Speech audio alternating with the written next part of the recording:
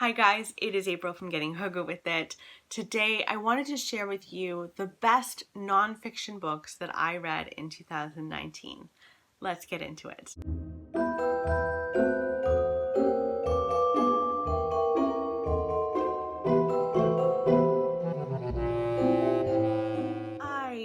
I'm so grateful that I read some of these books. I've got 5 books to share with you today. Some of them are memoirs, some of them are mama related. So let's just dive right in. We're going from least favorite to most favorite. So you're gonna have to wait until the end to get like the ultimate, thank God I read that book, at the very end. First up is Crib Sheet by Emily Oster. This just came out in 2019, and this is by Emily Oster, who wrote Expecting Better. She is an economist. I think she's an economist. So she works with numbers and stats for her living. And Expecting Better was about pregnancy. This is about just after pregnancy, when you have just had the baby, and it dives into the statistics, the research about motherhood and about your child. And because you get a lot of information when you are a new mom or an expecting mom, you get so much information about what is best and what is not best, and a lot of it is conflicting. Sometimes the studies that they're referencing are studies from the 1700s, true story, and this really cuts to the chase and like looks at the studies, and I was so grateful that I read it. This talks about breastfeeding just after the baby is born, and the things that they'll do to the baby and whether they're necessary or whether they're not. This talks even about, whether you should put your kid in daycare or home daycare, and it's just really interesting. And Cry It Out. They really talk about some really, I think, controversial topics, and it helped me so much. This actually really helped me when I had to stop breastfeeding and I went to formula feeding Nora. I really struggled with that emotionally, and this made me feel a little bit better about, I just couldn't do it. It just there wasn't enough. And this made me feel better about, it wasn't a decision. I kind of was forced into it, but it made me feel better. And I'm just so glad that I read this book. I really, really am. Next is Becoming by Michelle Obama. This was wonderful. This was so wonderful. I listened to this on audio, and she narrates her own audiobook. Thank goodness. I think it would have been really weird if she did not do that. And this talks about Michelle Obama's life before Barack, which I really was grateful for, that she went right into her childhood and you really got to know her parents, who were amazing. Like, honestly, there were things in here that she described about how her mother in particular raised her that made me go, I really want to do that with Nora. I want to encourage my daughter to be someone with a very strong sense of self, moral compass, and she was raised right. And of course you do meet Barack. You follow her when she meets Barack. You follow her when she is struggling to conceive her children and has to do IVF. I do wish that she'd gone into a little more detail with that, because I read this just after I'd done IVF with Nora, and it's such a process, and I wanted to know more about that, but it's also so personal. Like, she's laying out her life here, but some things are so personal that I can understand why she kept some things to herself. And then you follow her as First Lady and what she thought when Donald Trump was elected, and the lead up to that. And I adore this woman. She's one of those women that I will look up to my whole life, I think. She's just such a stand-up person, and I had wanted her to come out with a book for so long, and I'm so glad that she did. I hope that she writes, I don't know if self-help is the right wording, but I hope she writes more, maybe about how to raise children, maybe about what you should do as a woman. I love her that much. I just want more Michelle Obama. So I highly recommend that. Here's a book that's super random. Oh my gosh, there's 6 books. I was wrong. There's not 5, there's 6. Oops. One is tiny. Anyway, the next book is Healthy as... I'm not going to say that word. This is a health book. It's like a self-help health book. And it was not a diet book. Let me be super clear. This has nothing to do with diet. In fact, she really doesn't like the idea of diets. And she sits you down and she has a really honest conversation with you. It's honestly like sitting down with a friend, maybe like a big sister who's got your back but is going to tell you the truth. And she talks about the habits that you need to have in your life to be healthy, and like, why don't you just eat your vegetables? Like, what is that about? And she asks you to call yourself out on it. I'm still not great at that. Like, while I was reading this, you bet your butt that I was eating salad every lunch, and I was making sure that half of my plate was filled with vegetables like every meal, and then I stopped reading it and I was like, I don't feel like that. But now, after reading this, I actually do kind of call myself out on that. Like, why are you being so easy on yourself? But it's kind of hard on yourself actually to not treat yourself properly. After this, I've been like exercising 3 times a week. It's not a ton, but it's enough for me to feel good about that. So this is a book that I think I'll go to over and over again.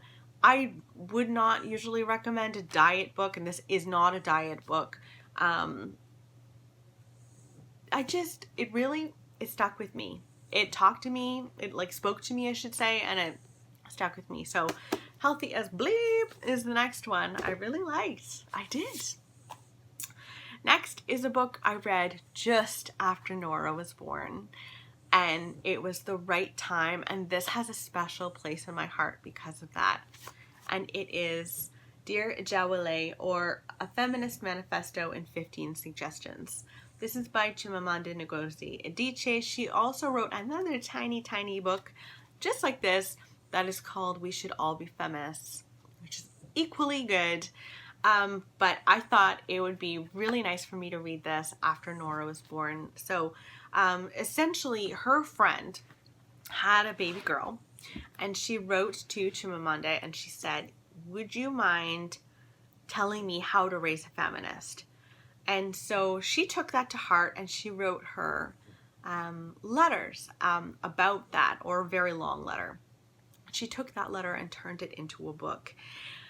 And it is about how to raise a feminist, and it is so simple in some ways, and yet so difficult because our society is still really struggling to allow us to do that, and it's still very patriarchal. And so you do need a reminder of what to do. And this is about little things like not looking at marriage as an achievement, but just as an option that you can have in your life. Like, and how little girls are raised to like think about their wedding day, and little boys are never raised to do that, and about the double standard there. The importance of reading books. It's just absolutely wonderful. If you have a girl or a boy, I would recommend this. If you have a friend who's pregnant, I would recommend this. I also think it's really important to raise our boys to be feminists too, because Lord knows when they grow up, they will be a hot commodity. Because every woman loves a feminist man, I think. Okay, coming in at number 2 is a book that I read earlier in the year, and I liked it, but I liked it even more as the year went on and I thought about it more and more. It's Educated by Tara Westover. This is the story of Tara Westover's life. I think she's my age, and she had quite the upbringing. She was raised by parents who kind of lived off the grid, which is totally fine. Her mom was a midwife. I don't think she was trained in that, but she acted as a midwife. And then her father, I think, owned a junkyard. In any case, they did not believe in the healthcare system, really. So if you were sick, you didn't go in to see a doctor, which, you know, there's plenty of medicine that's really, really good, and maybe you don't always need that. But they wouldn't go in dire circumstances sometimes. Like sometimes there's a car crash and they wait a while before bringing that person in, and it's not a good idea. They also didn't really believe in education, and so it is about her story becoming educated. She went on to go to university. I think she's a professor now. In any case, it is also, and this is not in the blurb, but it's also about the story of abuse that she experienced from her older brother. Her older brother was incredibly physically and emotionally abusive towards her.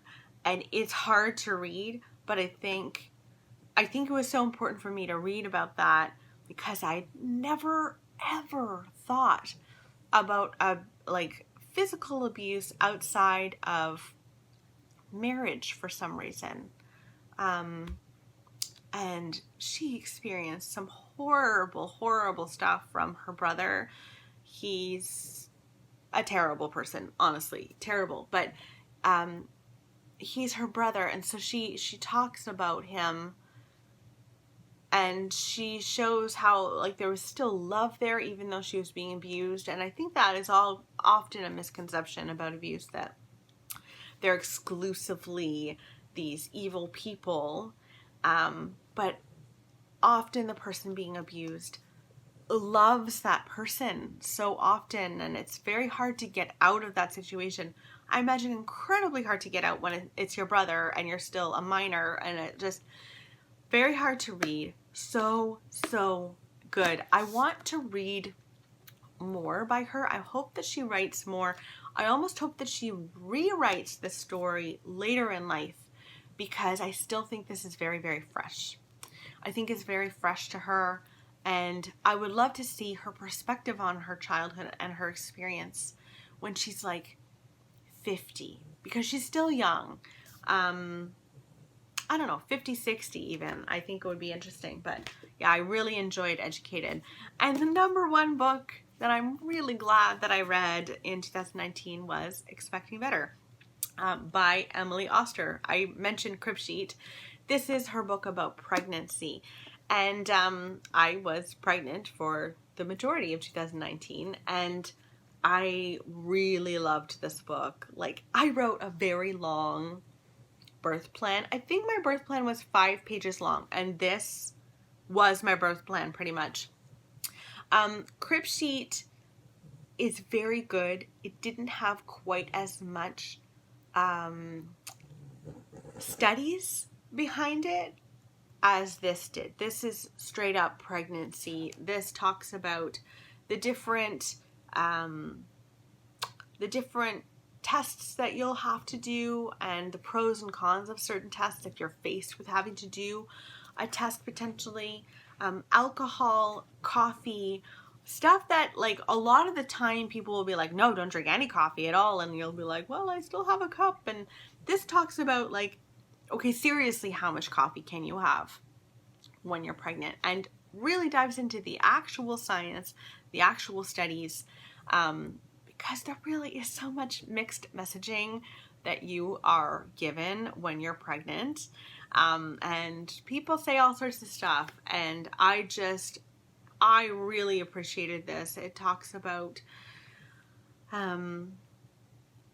labor as well, and your options during labor. And I'm just so glad that I read this, because I felt like I went into pregnancy and labor and all of that with as much knowledge as I possibly could. And, you know, and then life happens, and, you know, your birth plan doesn't always work out. Mine did not work out, but I knew what was going on, and I knew what was happening. I wasn't having something happen to me. I was like empowered. This empowers pregnant women, and I really enjoyed it. And so this is my #1 nonfiction book of the year.